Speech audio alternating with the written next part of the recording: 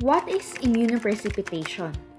Immunoprecipitation is the small-scale affinity purification of antigens using a specific antibody that is immobilized to a solid support such as magnetic particles or agarose resin.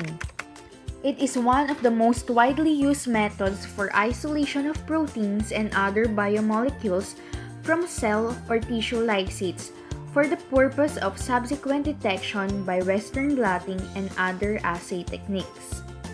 Immunoprecipitation involves the interaction of soluble antigens with antibodies forming a lattice that develop into visible precipitate. Antibodies that aggregate soluble antigens are called precipitins. Immunoprecipitation can be used to isolate and concentrate a particular antigen from a sample containing many thousands of different antigens. The steps for immunoprecipitation. First, the suitable antibody is added. Second, antibody will bind to the protein or antigen of interest. Third, protein A or G will be added to make the antibody-antigen complex insoluble. Lastly, centrifugation of solution pellets antibody-antigen complex. Then, removal of supernatant and washing.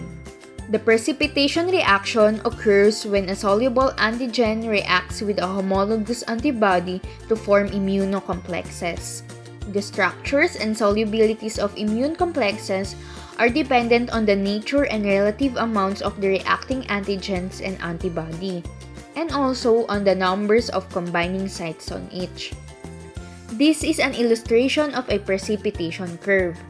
Your x-axis is the antigen added while your y-axis is the antibody in precipitate. The precipitation curve is divided into three. As you can see, in the left side of the curve is the zone of antibody excess, or also known as the prozone phenomenon, wherein the number of antibody molecule is much higher than the antigen molecule. There is not enough antigen to form cross-linkages, so no precipitation will be seen. On the center is called the zone of equivalence, or antibody optimal ratio, in which the number of multivalent sites of antigen and antibody are approximately equal. In the zone of equivalence, a visible antigen-antibody precipitation occurs at agarose gel. Precipitation occurs as the result of antibody binding to more than one antigen and vice versa, forming a stable network of lattice. And on the right side of the curve is the zone of antigen excess, or the post zone, in which small aggregates are surrounded by excess antigen, and again, no lattice network is formed. There are different types of immunoprecipitation, like co-immunoprecipitation, chromatin immunoprecipitation, and ribonucleic acid immunoprecipitation, and tag protein immunoprecipitation or tag-based pull-down. Immunoprecipitation has various applications.